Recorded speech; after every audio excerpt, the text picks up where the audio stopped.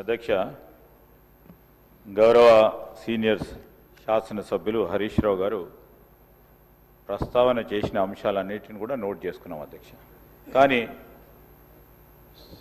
సభ దృష్టికి కొన్ని విషయాలు ఈరోజు హరీష్ రావు గారు వారి పార్టీకి సంబంధించి ఉద్యోగస్తుల గురించి వారి సంక్షేమం గురించి మాట్లాడుతున్నారంటే ఏ విధంగా ఉందంటే దయ్యాలు వేదాలు వలికినట్టు ఉంది అధ్యక్ష. ఉద్యోగస్తులకి ప్రతి నెల వారి జీతభత్యాలకు సంబంధించి 20 తారీఖు వరకు జీతాలు ఇయ్యలేని పరిస్థితుల్లో వారి ప్రభుత్వం నడిపారు. ఇప్పుడు వారి ఉద్యోగస్తుల గురించి మాట్లాడుతూ ఉన్నారు అధ్యక్ష.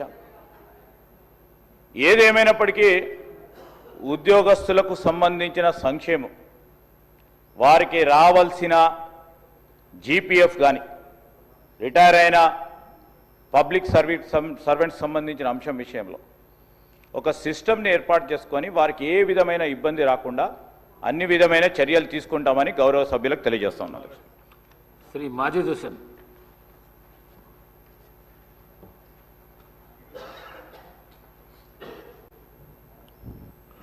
स्पीकर साहब, मैं तहे दिल से शुक्रगुजार हूं कि आपने जीरो ओवर में मुझे मौका दिया। मैं आपके जरिए से हुकूमत के सामने ये बताना चाहता हूं साहब कि नामपल्ली हलके में मेजर गवर्नमेंट हॉस्पिटल से जो रियासत तेलंगाना के सबसे बड़े हॉस्पिटल है, एक है एमएनजे कैंसर हॉस्पिटल, दूसरा है नीलोफर चिल्ड्रंस हॉस्पिटल, तीसरा है सरोजनी देवी हॉस्पिटल और एक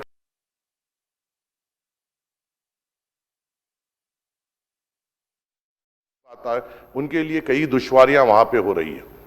और खास तौर से वहां पे जो डॉक्टर्स के पोस्ट है, चाहे वो नामपल्ली एरिया हॉस्पिटल रही है या नीलोफर रही है या सरोजनी और एमएनजे, कई डॉक्टर्स के पोस्ट वेकेंट है और जो प्रेजेंट डॉक्टर्स हैं उनके ऊपर बहुत ज्यादा प्रेशर बढ़ गया है इतने ज्यादा नंबर्स को कैटर करने के लिए।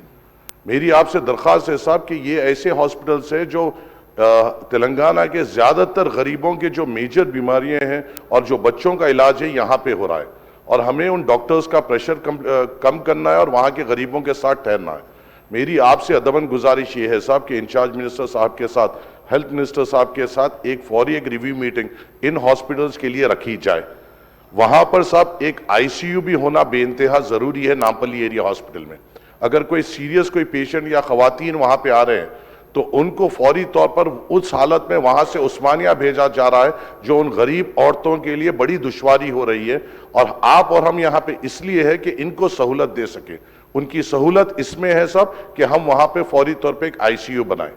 उसी के साथ साथ नीलोफर चिल्ड्रंस हॉस्पिटल जो हिंदुस्तान का सबसे बड़ा बच्चों का हॉस्पिटल है, अफसोस की बात यह है साहब, 2 साल पहले इसी जीरो ओवर में मैंने यहां पे एक मुद्दा उठाया था कि वहां पे एक एमआरआई की सख्त जरूरत है और मुझे यहां पे तवक्कुन दिया गया था हो जाएगा। 2 साल हो गए, नहीं हुआ सर। बच्चों को, छोटे बच्चों को एमएनजे कैंसर हॉस्पिटल में जाकर एमआरआई कराना पड़ रहा है। हमें इमीडिएट तौर पर नीलोफर चिल्ड्रंस हॉस्पिटल में एमआरआई लाना पड़ेगा।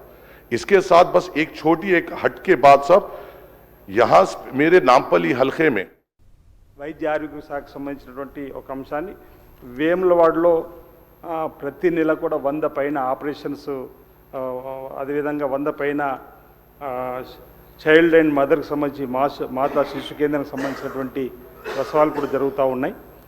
అక్కడ 50 పడకల ఆసుపత్రి కావాలని చెప్పి ప్రతిపాదన పంపించడం జరిగింది. అది ఎంసీహెచ్గా అది ఇవ్వాలని మీ ద్వారా కోరుతూ, ఇంకొకటి ఈ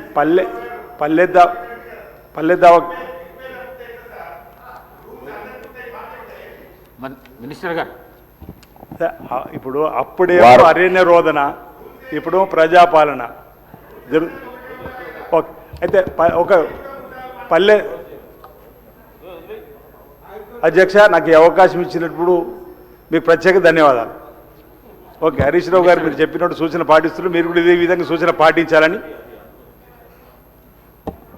ప్రవాసీ భారతీయులకు సంబంధించి ఇప్పటికే ప్రజాభవన్లో ప్రతి నెల ప్రజా విజ్ఞప్తులు అంటే ప్రవాసీ భారతీయుల సమస్యలు వినడానికి ఒక కేంద్రాన్ని కూడా ఏర్పాటు చేయడం జరిగింది అధ్యక్ష. అది కాక ఎటువంటి చర్యలైనా కూడా ప్రవాసీ అంటే ఎక్కడైతే బయట ఎన్ఆర్ఐస్ ఉన్నారో అంటే గల్ఫ్ పర్టికులర్లీ లేబర్కి సంబంధించి అదేవిధంగా టైం కామ్ను కూడా పటిష్టవంతం చేస్తూ విదేశాల్లో ఉన్న అవకాశాలన్నింటినీ వివిధ జిల్లాల్లో క్యాంప్స్ నిర్వహించి కూడా వారికి అవసరమైతే ట్రైనింగ్స్ భాష కూడా నేర్పి వారికి బయట చాలా అవకాశాలు ఉన్నాయి చాలా దేశాల్లో. ప్రజలను మీ ద్వారా కోరేది ఏంటంటే ఎవరైనా కూడా ఈ టైం కామ్ ఏజెన్సీ ద్వారా మాత్రమే పోయే ప్రయత్నం చేయండి. బోగస్ ఏజెన్సీ ద్వారా వద్దు. ప్రభుత్వమే నేరుగా మీకు ఉద్యోగ అవకాశాలు కల్పించే విధానమైనటువంటి ఒక ఏజెన్సీని ఏర్పాటు చేసి మానిటరింగ్ చేస్తుందనే మాటని సందర్భంగా మనం చేస్తున్నాం. అధ్యక్ష, The House is urgent to meet again at 10 a.m. on Thursday, the 2nd January 2026. మిగతా వివరాలకు వెళ్దాం. ప్రభుత్వం పట్టించుకోకపోవడంతో సింగరేణి పూర్తిగా కనుమరుగై ప్రైవేటు పరం అయ్యే పరిస్థితి నెలకొందన్నారు Kothagudem CPI MLA Koonanneni Sambasivarao. Dependent ఎంప్లాయ్మెంట్ను చంద్రబాబు తీసేస్తే కేసీఆర్ మళ్లీ అమలు చేశారన్నారు. ఈ ప్రభుత్వం దాన్ని సరిగ్గా అమలు చేయడం లేదని ఆవేదన వ్యక్తం చేశారు. సింగరేణి సమస్యలపై సీఎం రేవంత్ రెడ్డి ఆధ్వర్యంలో వెంటనే సమావేశం ఏర్పాటు చేయాలని డిమాండ్ చేశారు కూనంనేని. సింగరేణిలో ఇవాళ కార్మిక వర్గంలో పూర్తిగా అసంతృప్తి చోటు చేసుకుని ఉన్నది వివిధ కారణాల వల్ల. వీటిని సరిదిద్దటానికి ప్రభుత్వం సంబంధిత మంత్రులు కానీ లేదా ఆ ప్రాంతంలో సింగరేణి కార్మికులతో సంబంధం ఉన్న నియోజకవర్గాల ప్రతినిధులు కానీ వాళ్ళందరితో కలిసి ఒక మీటింగ్ ముఖ్యమంత్రి గారే స్వయాన ఏర్పాటు చేస్తే ఆ సమస్యలకు పరిష్కారం లభిస్తుంది. లేకుంటే సింగరేణి కూడా కొద్ది రోజుల్లోనే కనుమరుగై మొత్తం ప్రైవేట్ పరమయ్యేటువంటి పరిస్థితులు కనబడుతున్నాయి. అధ్యక్ష, డిపెండెంట్ ఎంప్లాయ్మెంట్ కొరకు కోర్స్ అది అంతకుముందు ఉన్న ప్రభుత్వం చంద్రబాబు గారు తీశారు వాస్తవమే. మళ్ళా కేసీఆర్ గారు ప్రవేశపెట్టారు. అది ఇప్పుడు సరైన పద్ధతుల్లో అమలు చేయట్లేదు అధ్యక్ష.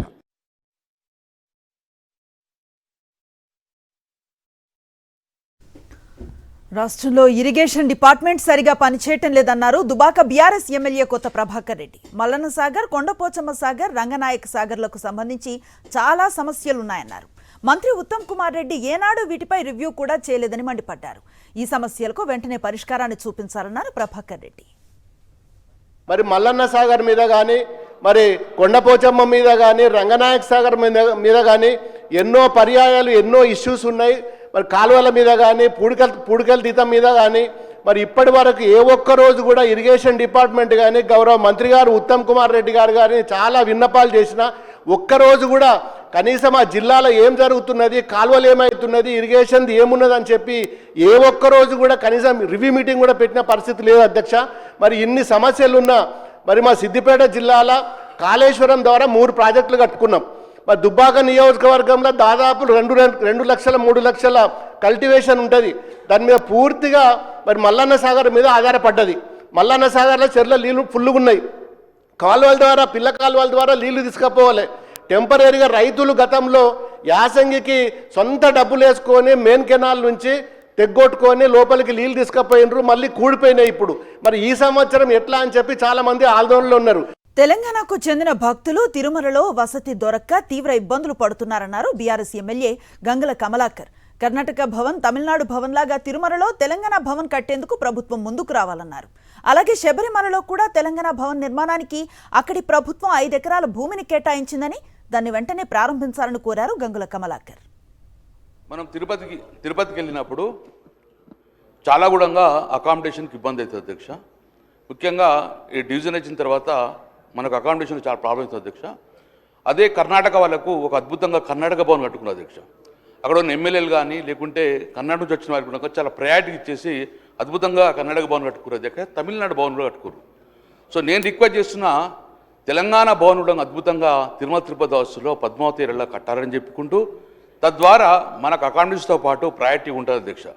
తర్వాత అధ్యక్ష, గౌరవ కేసీఆర్ ముఖ్యమంత్రి ఉన్నప్పుడు ముఖ్యంగా తిరుమలతో పాటు శబరిమల కూడా చాలా పవిత్రమైన ప్రాంతం కాబట్టి శబరిమల కూడా మన తెలంగాణ బాగుండాలని చెప్పేసి అప్పుడున్న కేసీఆర్ ముఖ్యమంత్రి మమ్మల్ని పంపడం వల్ల డెలిగేషన్ అక్కడ 5 ఎకరాల భూమిలో మనము చూచుకున్నాం అధ్యక్ష.